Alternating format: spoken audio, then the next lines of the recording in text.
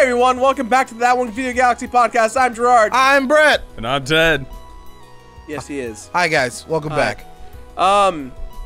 It's a lovely day. It is. It's actually pretty gloomy. It's not gloomy. It's up and down right now. It's gray, but also blue. It's up and down? On this side of our window, it's blue. Over there, it's gray. It's weird. It's like half cloudy, half not. Welcome back to the podcast. Yeah, welcome back to the podcast. Where we talk about video games and inevitably make fun of Ted's opinions. Yeah, because Ted's opinions are dumb. That's not true. I'm sorry, Ted. Ted, first off, Way Ted. to put me on blast. So you're admitting that they're dumb opinions. Sure. You don't have to point it out, you know. You're right. I apologize. Ted, Yeah. look at you. This is the same, guys. I don't know. God willing, this video will actually get out to you.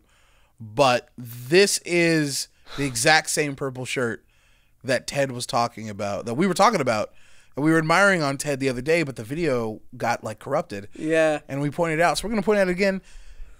Bradley, will you take a look at, like, zoom in on one of the purple squares on Ted's shirt? Just that one right there. That purple, that real royal purple right there. Right there. Ooh, look at that purple.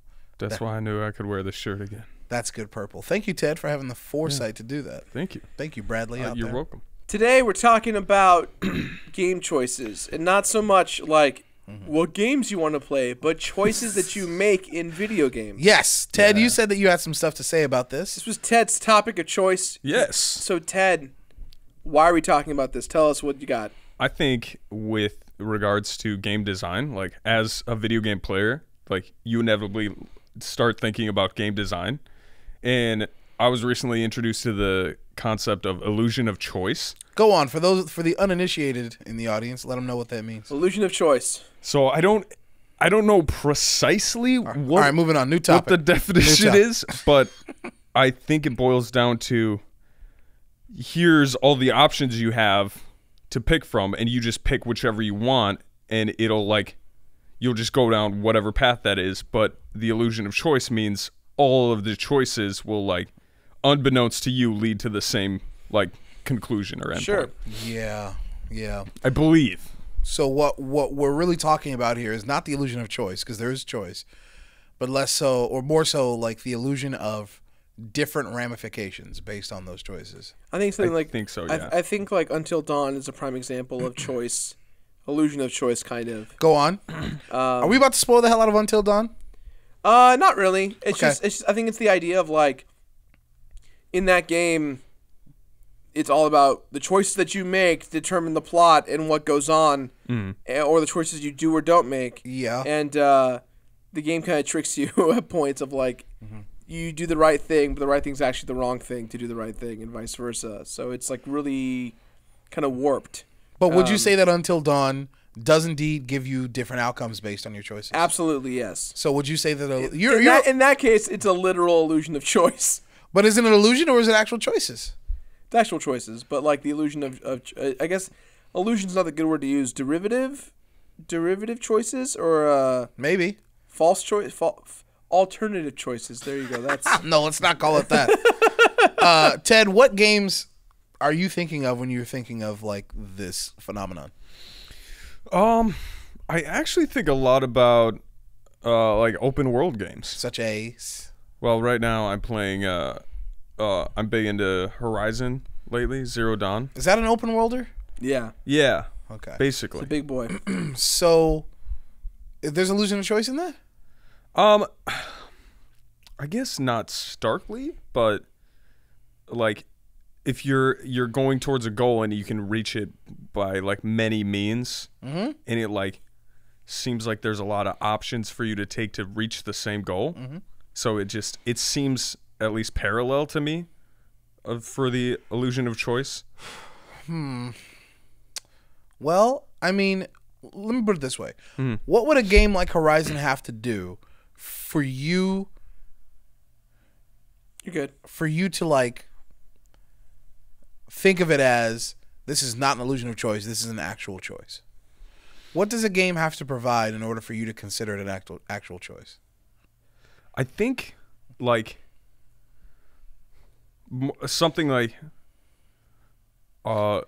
Can you think of an example? Like this, like not from the game right now, but like if you decide whether a character lives or dies, like a big NPC lives or dies. So, Until Dawn, that is basically the game itself. Sure. Would you say that those are actual choices in Until Dawn or illusions? Because I'm trying to understand. I'm trying to understand the difference, what we're getting at here. Sure. I'm not super familiar with Until Dawn, to be honest. Okay, but okay. I would consider those choices. So are you saying the difference is the gravity of the choice, the gravity of the situation? Is that what it is? Because I kind of understand the concept you're talking about. I think we all do out here. We're all familiar with video games giving us choices, but ultimately we are led to very similar, if not identical, endings. And Sure. I think we can all understand why they do that. There's no, video games can't work like real life where everything starts to change and ripple out based on your choices. Eventually Right. things have to come back towards the resolutions that the game designers created. It has to. I get that. So I'm trying to just figure out the difference between actual choice and illusion of choice. You know what I mean? Like, what was it? Oh yeah, Resident Evil, right? Oh my god, perfect example. Resident Evil 7. Yeah. So there's a one choice you make in that game, basically, right? Is it one choice? One choice. We're gonna spoil the hell out of Resident Evil 7, guys. Bradley's big ass spoiler on the screen. Spoiler warning for Resident Evil 7 incoming in 3, 2, 1. There's a point in the game where you get a cure for whatever fucked up virus is going on, and you have a choice of giving it to the crazy fucked up girlfriend that you've been looking for the entire time, who has betrayed you multiple times over the course of the game, but you still care about for some reason. And It's like the whole point of playing the game is to get her back, basically. And then there's Zoe, who is completely untrustworthy girl who you just met on the phone this whole time, who's probably leading you into her traps, but may not be, but probably. Yeah. So your choice is to like give it to the girl that you came for, or this girl that you literally have known just over voice for 5 hours, right? You have a choice of who you give the cure to because they're both infected. Sure.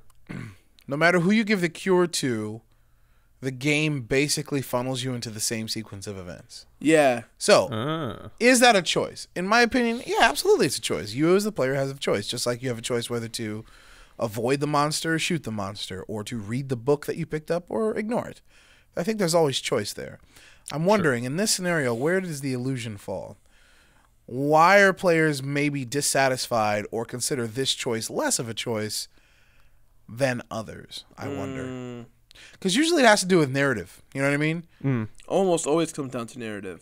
Yeah, usually like they go, when people are talking about illusion of choice, they don't usually mean, picking one outfit over another in Dead Rising. They don't mean that. It usually comes down to narrative. Yeah. So I wonder what it is. Maybe it comes down to, and tell me if I'm wrong here, guys, maybe it comes down to players feeling like their choice is not having enough of an impact on the narrative. Well, I feel like could be. choices overall have become so important in gaming. I guess they've been kind of put on this narrative pedestal where it's like the choice is yours and yours alone. You have to make this choice. Yeah. Yeah. And quite frankly, choice stresses me out. Me too. I mean, don't get me wrong. I like simplistic choices of like go left or go right. Yeah. But when it's like there are 12 different directions you can go into, choose wisely, because choosing the one will make you regret choosing the other 11. Yeah. Fuck, what games are you playing? Well, Saw? Yeah. But even things like Skyrim, right? Okay. It's just there are the choice is you get to do whatever you want. Yeah. Yeah. And that's the inverse for me, where I'm like, well, I also don't like that. Like, that's the one thing about Breath of the Wild that stresses me out is like, man, this is a big fucking place to explore. What you're talking about is freedom and a little bit of lack of direction. Yeah. Great. Yeah, I can understand those concepts. So I think they go like side by side, right? You have games that are very much in the idea of you need to make a choice 'cause it's very important, or there are no choices. The choice is yours to do whatever you want. That's kind of like the playing field, if you will, of choice making in games. I mean, let's be honest here. Choices are what games are all about. Choices are what separate games from other media. I mean, you even get to a meta level when you say something along the lines of, "Oh, I chose this game to play." Sure. Look at Gerard. Look how smug he is. Look at smug ass Gerard saying. Zoom in on that. The choice begins. Smug Gerard over there. But like honestly, that's what separates. That's the big separator of games with other media. Yeah, is because it's interactive.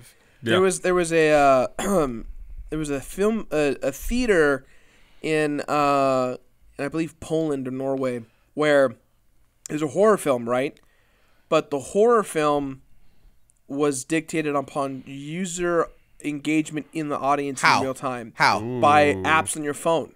Oh. So they filmed this, like it's a choose your own adventure movie. Right, but the audience as a whole has to decide where they want the story to go. That's so like, you know, the character, it would be like a girl, right? And she's running into a room and she's freaking out and she's screaming and she goes, I don't know what to do, and she's trying to like choose a weapon and you were literally describing Until Dawn. Yeah, and then people take out their phones and they go, all right, audience at home or audience in the audience there, what should she use? And she'd pick it, and then the film would automatically like take the data input and go, okay, the audience wants to see her use the axe. That's very interesting. And so she'd use the axe, and then the killer would come in and break the axe. That is Until Dawn. Oh my god, that is Until Dawn. Yeah, That's and that's to me, that's an interesting way of bridging the gap between gaming and film. Yes, that is very avant-garde shit that you're talking about. But I could not do that for every film that I saw. That of course that would not. drive me up the fucking wall. No, of course not. Interesting. Yeah. That's fascinating, and I would do that once. Like you said, I don't know how often I would. Kind of like a dinner theater, right? You go to see it once and then kind of move on. Be a fun thing to look at, but I don't know if I could do it every day. Right. But I like choices in games. Like that's honestly why I play games. But I'm still fascinated by this term illusion of choice. Maybe it's because I'm usually so detached from video game stories. You know what I mean? Maybe, you know, because I usually don't care. Like I'm like, I don't care what my choices have to do with this. Like, you know, if you're playing, I played Mass Effect years ago. Like, you know, it's like, oh, your choices. Like, yeah, I don't care. Your choices matter, dude. It's like, yeah, blah, blah, blah. Make your choices count. Like, I don't care. Like, if I don't care about the story, I don't care how my choices affect that story, to be completely honest. Maybe that's why I don't care. I'm with you. Mm-hmm. You have to have a reason to why you want to make the choices you want to make. And if there's no point to making them, then it's like, well, then who cares? Ted, do you have a game where you felt particularly like, oh, man, like the game is making me think I have a choice, but I really don't?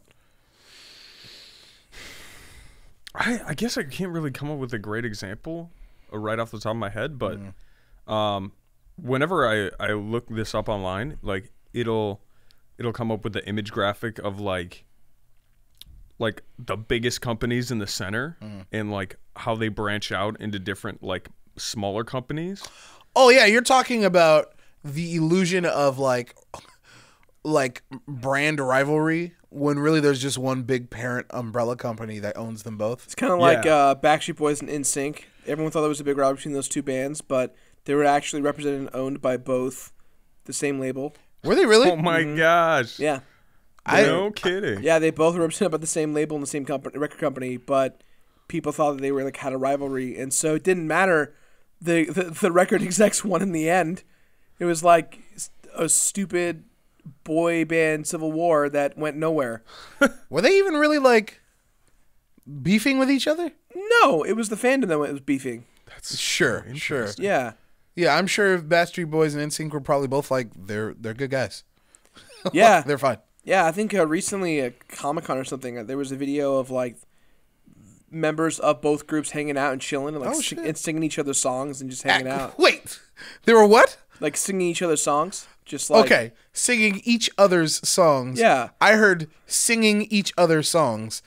Like they're sitting down at lunch, like, come here, let me serenade you. Let Like me serenade you right Oh. now. Everybody, at Comic-Con. And then they, yeah, get your comics. yeah, get your comics at San Diego Comic. Okay, 2016. DM. what were we fucking talking about? Now- Choices. So Sure. I think illusion of choice here is like, I guess you think you're choosing a different company, but you're choosing the same one in the end, in like the grand scheme. So, Is that illusion of choice or is that uninformed consumer? Oh man, now we're getting into a territory that I want to fight. Yeah, wait, well, yeah? I want to battle people. Yeah, let's talk about it. Because you know what I read? I read this article about this quaint little coffee like cafe that opened up some city, who knows where. Opened up, people loved it. The patronage were exactly what you would expect, like a bunch of hipsters and shit. sure? Turns out that coffee bar owned by the same place that owns Starbucks. So it's They like went there as Sure. like a man, fuck Starbucks, and it was like, oh, this is just owned and operated by Starbucks. I'm sure many of those patrons did. yeah. So once again, is that illusion of choice? I felt the same way about Chipotle and I McDonald's. think it is. Hit me. Wait, what about Chipotle and McDonald's? I don't like McDonald's at all. Like You don't like the food, you mean? I mean, I used to, right? But like, I think it's like, in my opinion, Chipotle is way better. I mean, I feel like we got a kind of an apples and oranges thing here, or rather burgers and burritos, but Sure. I mean, I tend to agree with you. Yes. I feel like the quality of food per capita, yeah. Yeah, but it turns out that McDonald's used to own like 20% of Chipotle or 10% of Chipotle. So it was Okay, like, so what does that have to do with you preferring the food at Chipotle? well, I guess if we're going to the hipster argument, back when I was 18, 19, I was always like, Whoa, was there Chipotle around when we were 18 oh yeah, and 19? oh yeah. Chipotle's been around since I was in high school. I feel like I just became aware of them in the past 7 years. No shit. Yeah, no, Yeah. they've been around since I was in high school. All right, my bad. All right. So back then, what did you used to do? But it just was like, people would be like, let's go to McDonald's. And it's like, ugh, why go to McDonald's when we can go to Chipotle? The quality's so much better. It's such better food. We should just go to fucking Chipotle. Fuck McDonald's. McDonald's sucks. Yeah, sure. And it's like, I hate McDonald's. McDonald's is a bad company. But it's like, Whoa, oh, whoa. Now we're talking about two different things. Right. And I'm not saying you're wrong about either. I'm well, saying. mind you, this is also like, this was 10 years ago. All right, fair, Like, fair, I was fair, young, fair. didn't know anything. But I bet you there are people out there that think like this still. Absolutely. And to them, I would pose the question: what does them offering sub-quality food have to do with them being a bad company? Sure. You know what I mean? Like, is it an illusion there? I don't know. I feel like if you're really trying not to give your dollar to a place, like let's say for instance, what was it? Oh man, what was this? I think it was when that dude in the White House, when he tried to institute the bans on travel. Trump? Yeah, that motherfucker. Okay. So you remember when like the whole travel bans? Yeah. I'll call them what they are, the Muslim bans, right? Yeah. So, and you remember how like all the people were like at the airport protesting. Yeah. Remember how I think it was Uber was the only like service staying up? Yeah, because they were, yeah. And remember how people were giving them shit like, how dare you like try and make a profit off of the situation? But in actuality, weren't they like legit trying to help, like trying to help people get to and fro? Wasn't that the case?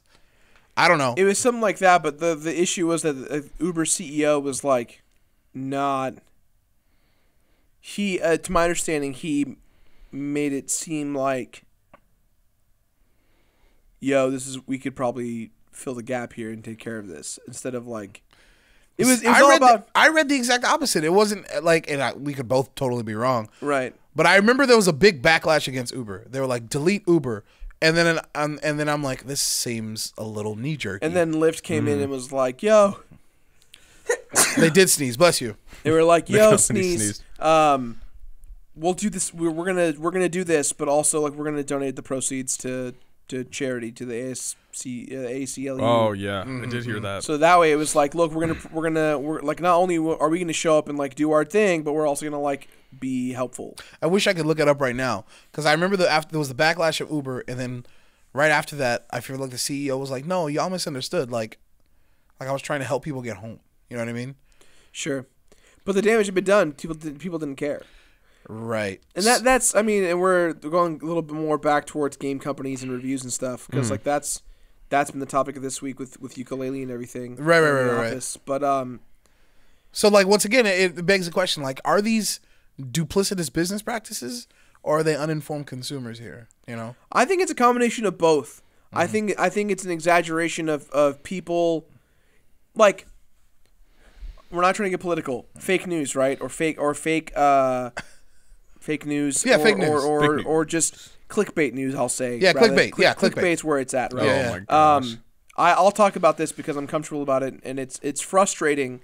Not because I'm trying to throw any of my friends under buses, but it upsets me because of the brand we built. So everyone knows I'm friends with John Tron, and he got into that big problem a couple weeks ago.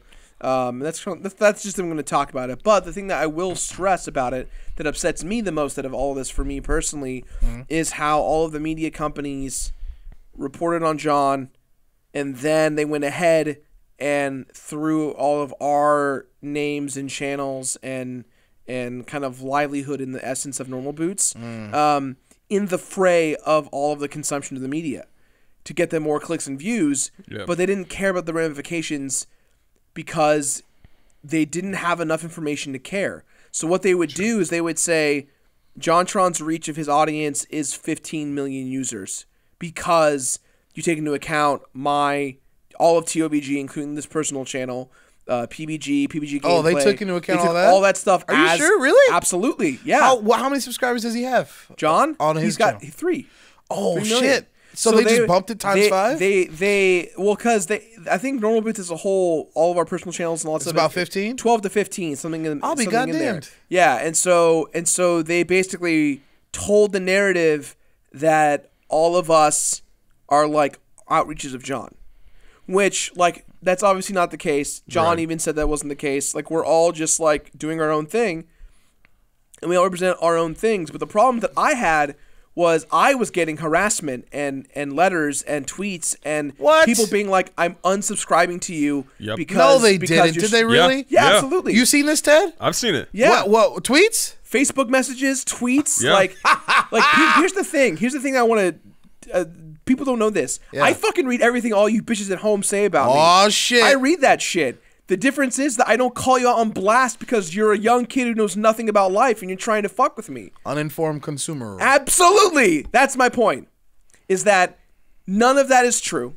And I on Twitter and I email these companies, I tweeted at them, please fix what you're saying. It is not true. You are ruining my livelihood. You're harassing me and my audience and my team and my company, and your actions have ramifications. And they're going to affect how I run my business and how I carry myself and carry my team. Please fix this. And you know what they did? Nothing. They did nothing. And they let it ride. And they let that mystery create the concoction. And it affected me. Now I'm what sites are we? Well, I don't want you to like name names here, but like, are we talking like? It's the usual suspects. Are we talking about journalists? Are we talking about quote unquote journalists? You're talking like regular game journalism and journalism. Real journalism? Yeah, like Time. Get the fuck out of here. Yeah, Time and stuff like that. Yeah. That makes me sad mostly. Right. Well, and plus I look like an idiot because I'm trying to be like, hey, I want to be supportive of my friends in my network. I don't believe in what John said. I believe that like it's very different from what I say. I'm not like supporting either side. I just want people to know that I have my own opinions and feelings on things. And no one speaks on my behalf or has control of me or my team or my audience or my company, but the people who are here with us. And the fact that those companies used it's extreme exaggeration on both sides, which is the point of this conversation, right? You have the mainstream guys over here, the media over here, who's going, hey, this is bad, you know, fuck everyone involved with this. And then everyone over here who's either agreeing or disagreeing. And in that facet, it expands to both. people going, oh, I don't support the Completionist anymore because he's friends with John, or people being, good job on Gerard for not supporting John or something like that. And that's where I'm going to leave it. But the point is that people did not do enough research. They just took what they saw, ingested what they saw right away as immediate facts and truths and that, and they let it go. And the people who went further to find out more information, they're the ones that understand what's going on. But there are far fewer people out there who are willing to look into things like that than they are people who just want to know what's going on. You're talking about a lack of critical thinking. Absolutely. Which is scary as hell, man. Yeah. So, but again, going back to choice, right? Like, I think it does kind of come back to choice. Yeah. Because it's almost the exact opposite. Like, these articles created the illusion of choice when there actually is choice. Explain. Like separate choice. Explain. Go ahead. So the media created like all normal Boots people are like votes or views for John. Ah, I see. Where it's just actually separate. Like almost all the channels are like independent. Yeah, everyone is. Everyone owns their own business, their own thing. We're all just friends. That's like where the ties lie. Yeah. But I think that's the more upsetting thing, right? Is we could just have that conversation, but the reality is that these companies need the views, they need the clicks. That's why I'm probably gonna get people are gonna roast me on this. That's actually why I really respect IGN, because IGN, they don't really comment or speculate on things like this. If it's a massive like general media storm, they'll say something, but like they didn't, like any time a YouTuber or a streamer or anyone gets in trouble in regards to it being a fiasco or like a controversy, they sidestep it. You know why? Because they're focusing on games. They're focusing on like playing games and like the development cycle of the games. And if the controversy goes there, that's one thing. That's called journalism. That's like an actual thing. You investigate and you talk and you interview and you report. But when you kind of create speculation and you like, that's the thing that always brings me to resolutions about this kind of controversy stuff is the writers. Because at the end of every article, they say, so-and-so is a writer, independent or contract or works for salary at the company. And they link to their Twitter, their Facebook, their LinkedIn page, all that stuff. And I'll go to their Twitter and I'll read what they're saying. And I see these people fighting commenters. I see these people standing their ground on their position when so many of them are being assholes for one, but two, like, also there's also people trying to be like, hey, what you're doing has ramifications to people's livelihoods. Yeah. And that's, at the end, it all comes down to choice. And that comes to the games. You have the choice, the opinion, to go out and read every single review of a game that's out there and then make an uninformed decision or an informed decision, depending on how you think you feel, and then take your money and decide to spend it or not. And that's what it comes down to, because those reviews, those illusions of choices come down to numbers. It comes down to you need to make a decision of buying this game or not buying this game. But in doing so, imagine there's 20, 30, 40,000 people of you, the person, making the decision to not buy the game. Because what you end up doing is you're voting with your wallet, and that depicts the future of that company and that livelihood. I'm not saying go buy every game out there, right? It's too expensive, but... Guys, go buy every game. But that's my point, is that if there's controversies, if there's things happening, and, like, you know, that's why I hate review stuff. How could you make an assumption about a review because you read something that you didn't get to play the game? You saw someone else play the game. You read something. That's why Let's Plays are better than reviews, in my opinion, because then you see someone react to it, and then you can make the decision on the fly. Oh, I don't like that. I don't like that. I do like that. Like, I didn't like Street Fighter V going into it. I saw Brett play it all the time, and I saw him here in the office, and we started the dojo, and I fell in love with Street Fighter V. I didn't know that. Why were you hating? Well, it's not that I hated it. It's that it wasn't interesting to me. I had no desire to get into it. I didn't have the passion or anything because I didn't make a choice. I didn't have any idea. I just was like, Looks good, looks bad. I don't care. I'm not going to put my time into it. But when you sat down and you were like, yo, you need to play Street Fighter 5 with me, you gave me the option to train with you or not to train. I chose to train, and I fell in love with the game. Sure. That's a choice that I chose to make. And granted, we're getting too meta right now. I know we're getting like far away, but It's fine. but I think it all correlates. It all is very the same thing. And I think that just food for thought. yeah, make decisions you want to make, but also understand that like if you're going to make a decision, really make the decision as your own choice. Really think about the choices that you make. Because like that's huge. And maybe the ramifications aren't as black and white, right? Or shouldn't necessarily, dude. Impact you as much. My most common phrase that I'll always say is, "Life is never black and white. It's always about the gray." And how you determine how you handle it is up to you. But all you can do as a person is make the best decision that you can for yourself. And I think going and reading a Reddit post or looking at Twitter or looking at a review is not. It can give you information, but until you experience it for yourself, you can't really make the decision. You can like infer stuff and you can acclimate all that stuff, but like I really think that if you want to decide a game is good, you should go play the demo. You should go buy the game or go to a friend who owns the game and really play for it for yourself before you decide. Yeah. Because I saw a couple of the comments for the last podcast like, "Hey man, I have to rely on games because like I don't have money to go out and buy every game." Right, and I totally I'm like, understand that's that. a good point, but also like I feel like that's the other end of the extreme spectrum.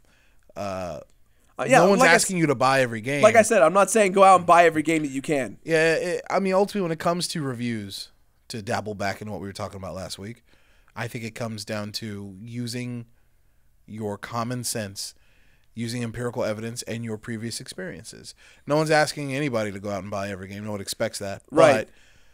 But just because you're not relying on reviews doesn't mean that you have no information to go off of. Like Gerard said, you have people you can talk to whose opinion you do trust. I'm not talking about reviewers. I'm talking about friends. Yeah. You have the internet. You have YouTube. Like you can actually go and take a look at the game. You can try out a demo. It's true. Or you can use, like I said, previous experiences. So, for example, if you ate up Dark Souls 1 and 2 and you're like, Bloodborne, I don't know. It's like, you're probably going to love it. You know what I mean? If you really like Dark Souls 1 and 2, you're probably going to love Bloodborne. And that's just called, using common sense. That's called using empirical evidence. Sure. And I think a lot of that has to go with living without game reviews as well. I haven't read a game review in ages. And granted, I have some disposable income. Not a lot, but I have some. And I've made choices. It's the same way that I feel about movies. And forgive me if I talked about this previously. I don't see a lot of movies. I've been seeing a lot more recently. I don't know why. I think it's because I get invited. Friends invite me. I mean, I feel like the reason why I became a movie buff was because of midnight showings to my friends in high school and college. It's a social thing to like go to the movie before anyone else ruins it for you and then experience it with a group of friends. Right. And like I don't do the midnight thing anymore, but I feel like the reason I've been seeing so many movies lately is because of like I get invited. Like, you want to go see this? I'm like, yeah, sure, why not? Yeah. If that weren't the case, however, I wouldn't see many movies at all. I'm right there with you. Yeah. Not to say that I don't like movies. I do. I like good movies. But the fact of the matter is, you don't really know what you're going to get until you're sitting there in the theater and actually watching it. Yeah. And movies are expensive as hell. And I think even more importantly, I like to support the movies that I like to see more of. Yeah. Voting with your wallet, like you said. So, absolutely. Yeah, that's a big one. And I think there's plenty of space for good films, for bad films, for good games, for bad games. At the end of the day, we have to just kind of tell ourselves that we live in a really, I don't want to use the word blessed, but like incredible era of technology where entertainment is rapid. No, yeah, we're privileged as We're hell. very privileged. We're very privileged. We fucking like go look at the graphics on all these new games, and look at the graphics on all the retro games that are new that are coming out. Like, we live in a time where people are appreciating classic games as new, and the newer stuff as even newer stuff. Like, we're in that moment where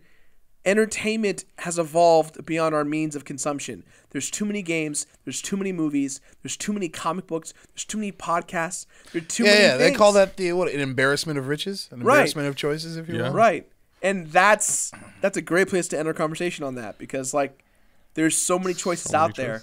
All you can do at home is make the choice that you think is best. Well, fuck. Like, for instance, you should subscribe to Couch Fighters. That's a great choice to make. That's a plug! That's a great choice to make because you get to learn everything about fighting games, and you get to hear this man laugh his ass off the entire time and kick ass. It's pretty funny. It's great. It's incredible. I get to laugh at That's a great choice you should make. Thank you, Gerard, for that plug. Yeah, it's a good choice. This has been Obvious Plug. But that said, it's time for the comment storm. It's time for more Kermits? Kermits, yeah, we always do Kermits. Wow, thanks, Ted, for that subject of choice. Yeah. Yeah, sorry I didn't have great examples of it That's off okay. the bat. That's all right. No, it's fine, dude. What are you talking about? We're in the zone. I do appreciate your hat today, though. Thank you. I found it in Arizona What do you mean you found it? on a shelf in a shop, So you bought it. and then I bought it. Thank you for using the correct verb. Here we go. Well, I found it and then I bought it. Yeah, I know. I realize that. You have a comment for us? Yes, sir. This one is from Josh. Hello, Josh. No Hey, Josh. subject. He wrote no subject as the title. Oh, shit. Oh. Dear Gerard, Brett, and Ted. # love Ted. Ooh. I've been watching the completion ever since around episode 100, and I'd like to thank you guys for all the smiles and laughs you brought me throughout the years. The FNAF episode 3, or FNAF 3 episode actually got me into Nate Wants to Battle. Love that guy. Before I go on ranting about how much I enjoy people at the office, I got a question. What is the game you regret buying? Back in the day, my mom got me a neat little game called Cartoon Network Punch Time Explosion. Think Smash Bros. But with Cartoon Network characters. Oh, no. I recently rebought it and started noticing the differences and problems with it. I won't go into detail, but I got bummed that I somehow ended up spending $20 on something I ended up regretting.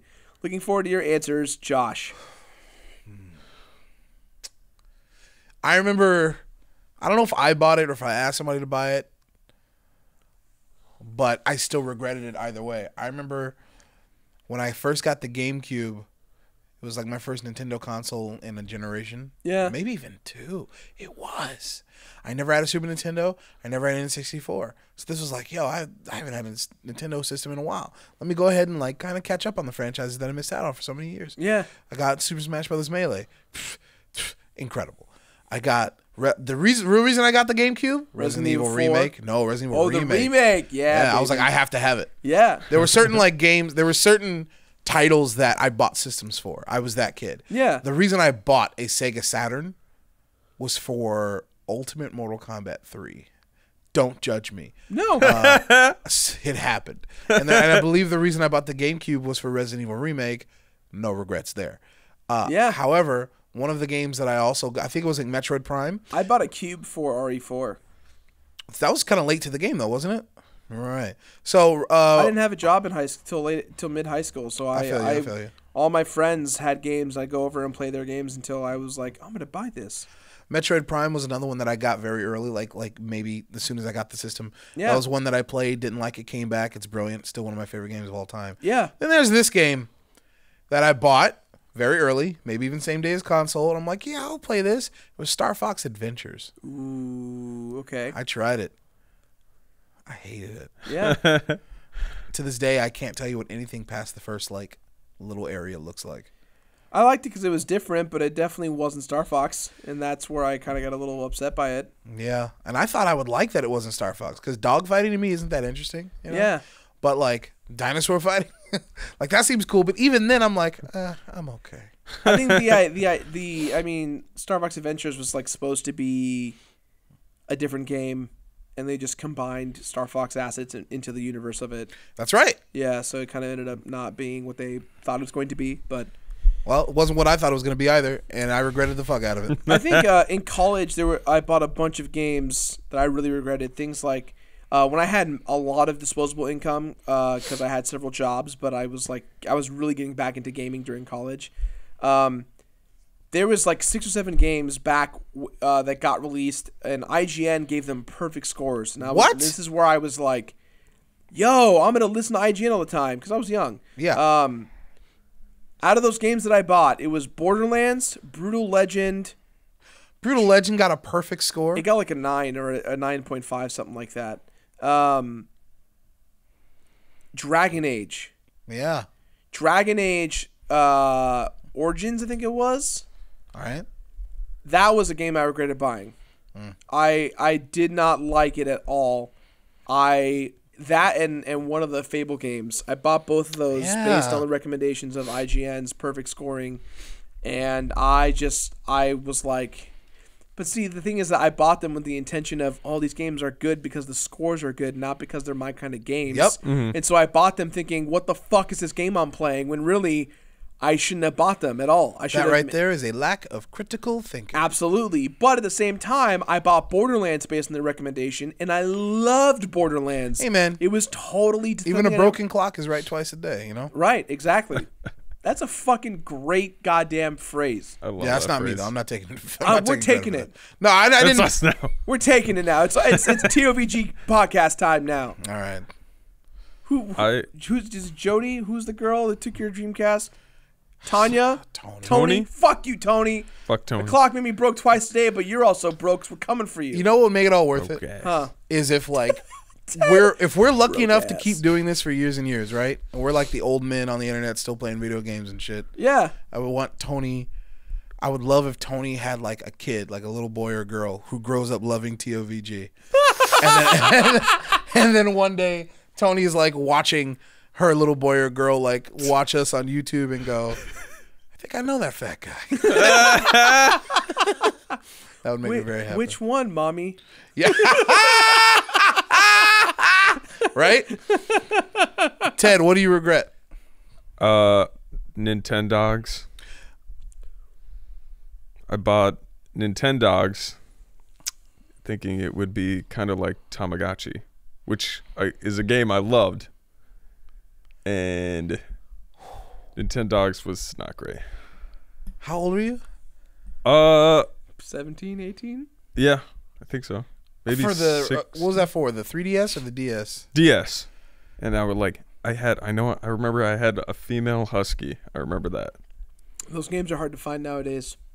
Are they really? They made so many of them that people are like fiends for getting the ones that are specific to the breeds they wanted. Yeah, how does that game work? Like when you turn the Nintendogs on, how do you choose? I assume you could just choose whatever dog you want. Yeah, I think you had like a select it's kind of like number. It's kind of like Pokemon, where it's like it's got some but not all. And you had to like I see. you had to like train them in like tricks and stuff, but then you could also like train them for like tournaments, like pet pet doggy shows. Yeah, like dog Okay. shows, and I Yeah. was like, oh, this is kind of like work. Yeah. It just wasn't really a game to me after a while, and I totally regret it. Oh, Yeah. so Hey, man, you're the one. when you're young. But that's what I'm getting at, man. When you're young and you've got disposable income, the boxes in those box arts, they're designed to get you. And it's like Yeah. buying a game when you like in hopes of you wanting it to be a different game, Right. or like you want it to be a certain game that it's just not. Yeah. I think it's something there. How's it good, Kermit? Thank you. Was it Joshua? Thanks, Josh. Yeah. Thanks, Josh. This one's from Jacob.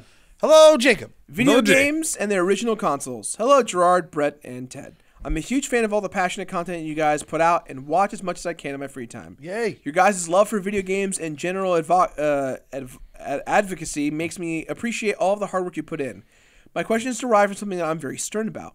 Recently, I picked up a Dreamcast, and I'm looking into buying most of the Capcom fighting games that came out in those days. Oh, shit. Get hype. Specifically, Third Strike and Marvel vs. Capcom Woo! games. Best of the best. These can be a little pricey for me, and I have the option to buy them digitally. However, I personally hate downloading games unless it's an indie title because to me it doesn't feel quite right.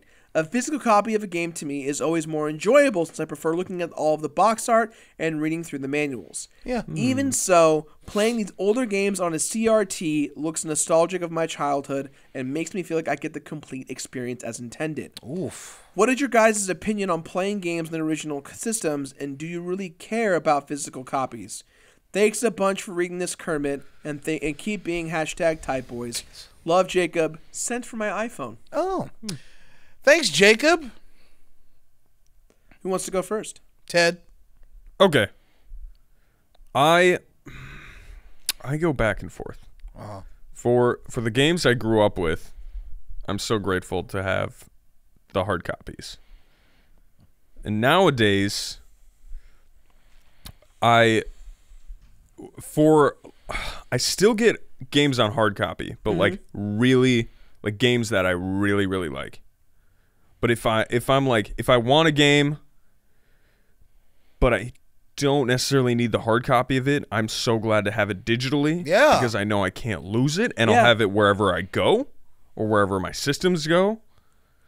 So I guess my answer is I buy hard copies very sparingly lately, Sure. I feel you. and more digital copies. Also because I like it saves physical space. Yep. Good call. As someone who likes both aspects of digital and physical, I try my best to buy physical collector's editions of games because I feel like as a guy who worked in retail for games for a long time, I have an anxiety fear about not having something because it's going away. Like, that actually is the reason why I started collecting, was because I was like, every day I was telling games, I was like, that collector's edition is going to not be here tomorrow. I should buy it because I want to give it a good home. And, like, that's how it started. I bought so many collectors of games. That is a compulsion. It is, but I have learned how to handle it better, and I only buy collectors for games I actually care about. But more importantly, I like the fact that I'm supporting these companies. It feels good to spend money where I know it's going in good hands. I own on every device that I can. I own a physical and digital version of Shovel Knight. Because one, I know those does very well. I know Sean and Waz and David and all those guys, and Ian, and Jake, and two, I love that game. I love that game so much. It makes me happy. I think about it twice a day. No joke. It's so incredible. And three, I know that my money is going to a good place. I know those guys have worked so hard on that game, and I'm so happy that it's like paved the way for them and their successes. And so it feels good knowing that even though I'm wasting money, I feel like I'm not wasting money because it's going to a good place. It's making them happy, and it's providing them a future to make Shovel Knight 2 or Shovel Knight 64 or whatever they're going to be coming up with next. And you're like voting. With my wallet. Voting with your wallet. Absolutely. Over and over again. And again, I'm a crazy person where I like my personal expenses are low. I don't really have that many personal expenses except for like taking my girlfriend out to dinner and things like that. And so I'm happy to personally spend that money because I know that I'm supporting people I believe in. And it's the same thing with artists. I'll buy digital and physical music that I love because I know that's going to support that group of people or people. Interesting. But I'm just crazy like that. Brett, what do you think? Yeah, I'm the exact opposite of Jacob here, because like I just don't care. I'm drinking the Kool-Aid of digital at this point. Because box art is nice, but you know I got Google Images. Manuals are very tight, but as we all know, those have been diminished into little slips of nothing. Yo, Binding of Isaac Afterbirth for Switch comes with a Zelda 1 type manual, and it is sick. That's what I'm talking. I missed that shit. Yeah. Man, I was that kid who would like, yo, I got to take a boom boom. Which game manual am I going to peruse through today? Which giant ass Sega Saturn manual am I going to look through? I used to write in them. So you were the one that used the note sections. I was that person. I actually wrote them down. It was where because I didn't like paper or throwing things away. Yeah, so that's smart. I felt like I could write in it and then like close it and put it back with the game. So in the future, if I play it again, I can go back and look at it. That's exactly what they're for. Yeah, and awesome. Unfortunately, I threw most of those away because I was a dumb kid. Sure. But yeah, manuals I don't care about because they're terrible now. And just the utter convenience of having your shit digital. Like, I am drinking the Kool-Aid. That's all there is to it. There's nothing wrong with you, Jacob. There's nothing wrong with feeling better about a physical copy. Not at all. Absolutely. Just, not for me. That was a good Kermit. Yeah. Thank you, Jacob. Thanks, Jacob. Thanks, This Jacob. one comes from Aaron. Aaron with an E or Aaron with two A's? 2 A's. What up, Aaron? The Ron. subject is Sitcomet. Like Sitcomet. Oh, fuck. Yeah, great. Hey, Got it. Gerard, Brett, and Ted. Just want to start by saying I'm a huge fan of the TOVG Galaxy podcast. Been listening since episode 1, and it's always amazing. I had this thought after watching the latest episode of the latest episode with Jirard and Brett reacting to Ted's date story. I think it'd be quite funny to have an Inside Out-esque short with Ted as the person and Gerard and Brett as the characters inside his head, watching and reacting to all of the awkward situations that Ted finds himself in. Yeah. Now for a question. If you guys know Wait, hold on. I gotta react to that. Okay. Like, that is funny as hell. Because it totally would be Ted, like, walking around like, okay. Like, just responding, okay. But I don't know what emotions that we would represent. I feel like Brett and I would fight all the time inside of Ted's head just because we have such different emotions. But then, like, we always end up agreeing on the one thing, and that's what makes Ted just say okay all the time. Okay. Yeah. I don't know what emotion I would represent in Ted, though. I guess if I had to put a name on it, it would be like, fuck it. Like, it'd be the fucking emotion. The fucking emotion. Yeah, it'd be like, just fucking do that shit, you know? And I'd be like, wait, Ted, wait, hold on. We have to think about this. This is a very important decision. You have to decide how you're going to hold a peanut butter cup in your hand to give to her or not give to her, man. Just kiss her. No, don't. Go! Don't. Wait. All right. What happens if we kiss her? Let's talk about it. All right. Well, she might do this. Meanwhile, Ted's like, okay. And that's what Brett and I go. That's Brett and I at the same time hit the big green button. Go kiss her. Yeah, I'd watch that. Sorry. All right. What's the rest of the comment? Now for a question. If you guys and the rest of the crew at TOVG Towers were in a sitcom, what sort of stereotypical sitcom roles would you want everyone to play? Oh. Love everything you guys put out. Keep up the amazing work. Love. Oh, later man, Aaron. Okay, so there's a lot of people who work here at TOVG. Yeah. I suppose the show, I don't know what. Okay, it would probably be an office comedy, right? Yeah. It would be an office comedy that would center around Gerard and Alex, probably. As like your like odd couple type thing, like they're partnered together to do shit. Like I'd be Michael Scott kind of thing, and he'd be my Dwight. No, I think more like Parks and Rec, maybe. I don't know. I never saw that. Oh. I'm trying to think of a good example. Think more. No. Like, see, you guys are going like more modern sitcom, which I don't even count as sitcoms. Sure. I'm talking 3-camera setup, laugh track sitcom. Oh shit. Okay. 2.5 Men. Earlier. Fresh Prince of Bel-Air. Sure. Golden Girls. Yes. Now we're talking. Boom. Ding. Okay. So, yeah, it would probably be like the two of you as like bosom buddies. The Beard Bros. Yeah, it'd be the Beard Bros. And Bosom Bros. I suppose the supporting cast would be Patrick as like the humorless editor who's just always there. He's just always like, Like, I'm just here. I never leave. Patrick never leaves the office. But he got home. When was the last time you went home, Pat? 3 years ago. Yeah, right. Oh. Ted as the office dog. The office. Ted is the pet. knuckle. It's just exaggerations of what we do here. It's just exaggerations Just of what we do. hoping I get fed. I think the best character of the show would be Bradley, though. Oh my God, Bradley would be the best Yes, character. he would steal the show.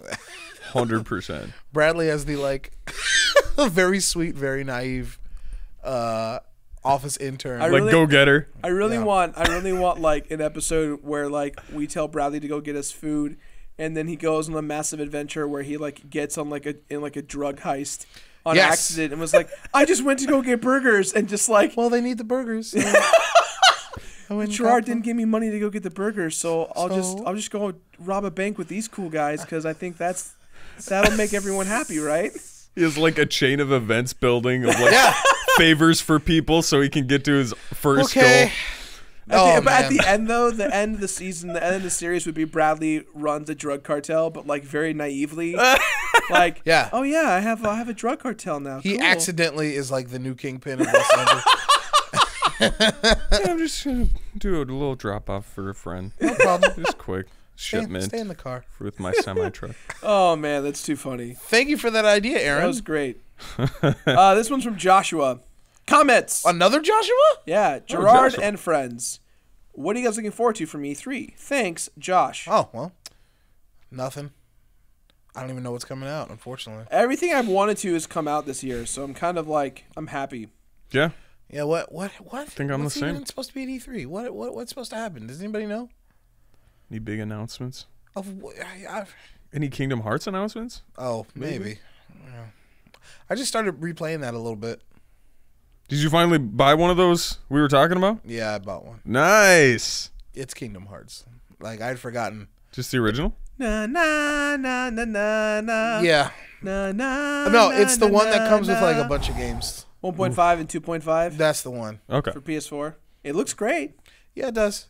But, man, some of those fucking levels are awful. Yeah. Like hard? Nope. Just Just really poorly made. Sure. Like, they don't tell you where to go. Yeah. And I don't need my handheld, but at least, like, let me know I'm on the right track, you know? Sure. All right. Here we go. This is Comet Storm or Kermit Storm ? Hello, Gerard, Brett, and Ted. Here will be some kind words. The comment will be down a bit. Kind words. I've been watching the TFG podcast since episode 1. I've loved every single episode. The latest episode at the time of me typing this episode, 17, I laughed out loud the entire time. Yay. I thought I wouldn't like the show when Al left, but Ted has made it so much better for me. Thank you, Ted. Aw. Comment. Thank After you. hearing your first date stories, I started wondering, has anything embarrassing happened to you guys in the office? Thank you for the time to read this, Connor.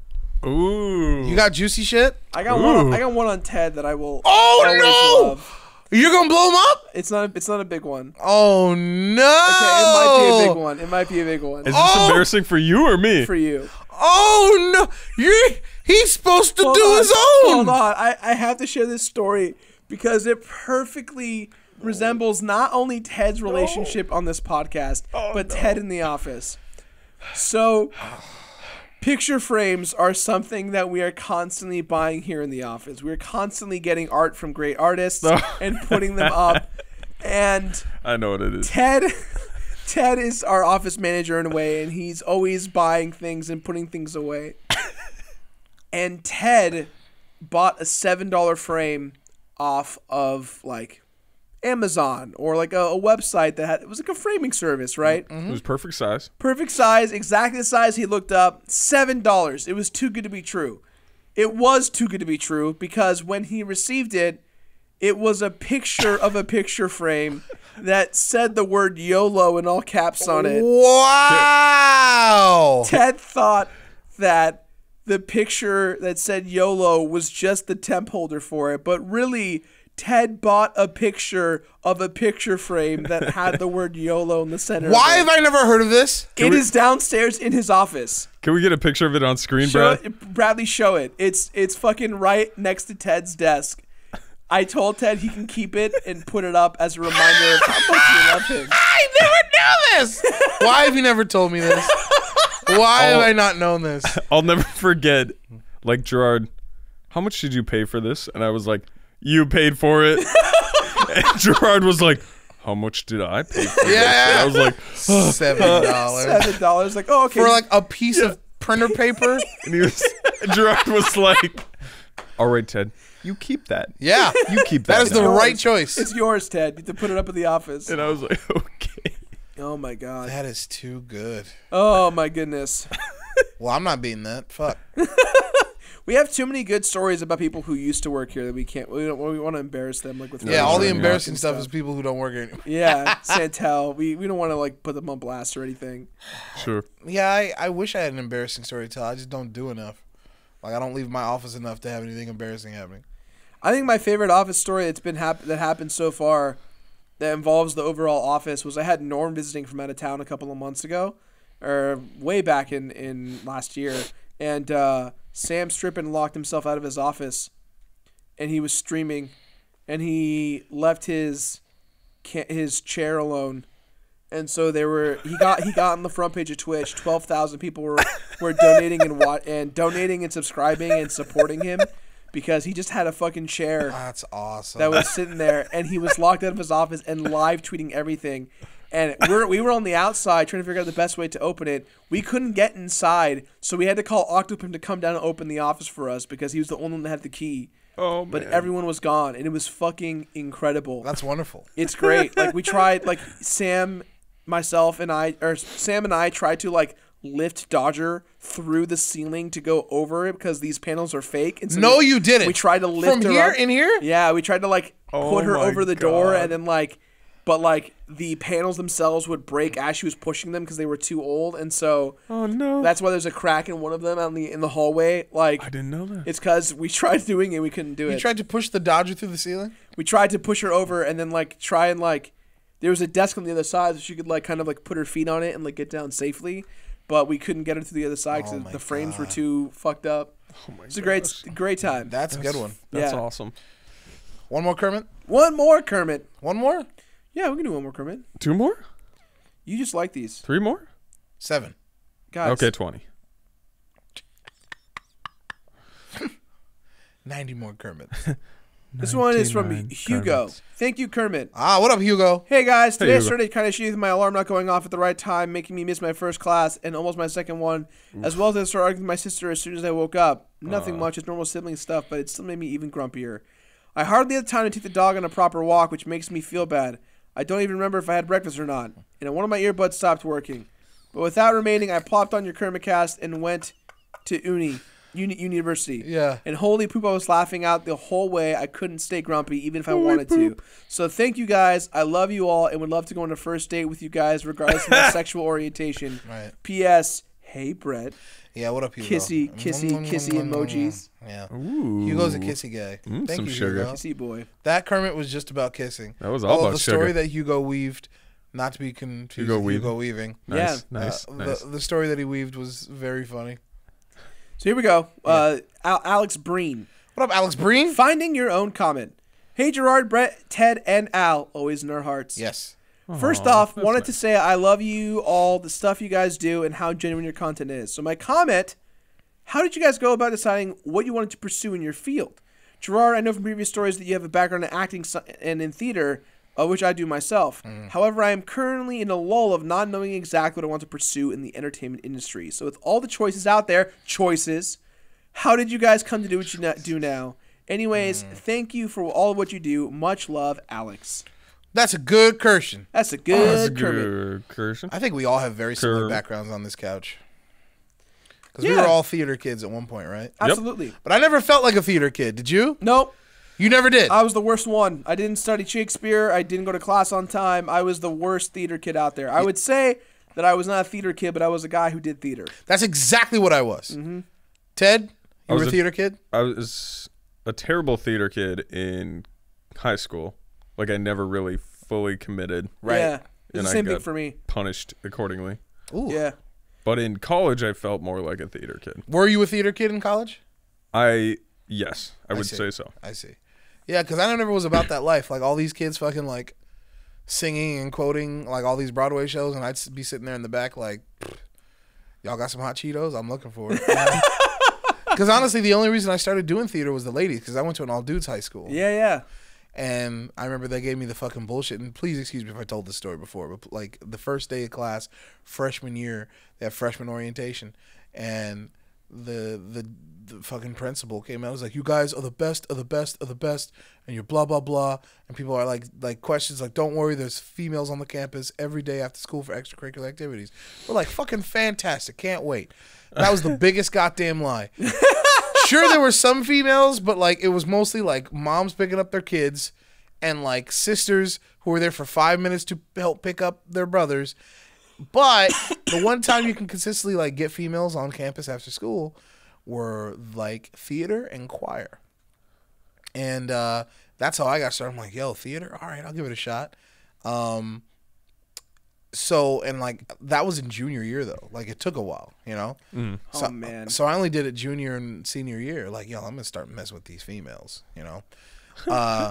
So I was never, like, I felt like an outsider the whole time, but I didn't care, man. I was there for the ladies.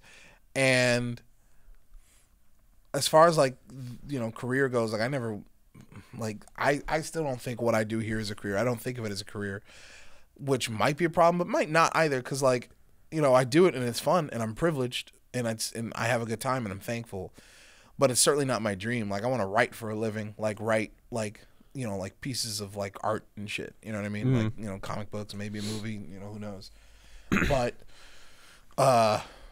it's a beginning step, though, right? It's like a platform ability. Like, imagine if one day Couch Fighters gets big enough where you're like, I'm gonna make a Street Fighter movie again, and your audience is like, here you go, Brett. Here's the support you need. Oh man, wouldn't that be crazy? That's how I ended up here, man. I was the same thing. I wanted to write, direct, and act in films, and I wasn't gonna do that the traditional way. I just knew it wasn't gonna happen, and here we are at TOVG, and we're now like getting to that point where one day it's a real thing that's gonna happen. You know, Big Bad Bosses was a dumb dream I had, and it actually happened. That's true. Yeah. Yeah. You know. What about you, Ted?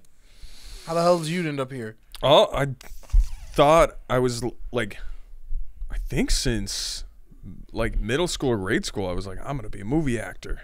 Really? And then I was on that train until like a couple of years ago. Really? And I was like, this is not what I want it to be.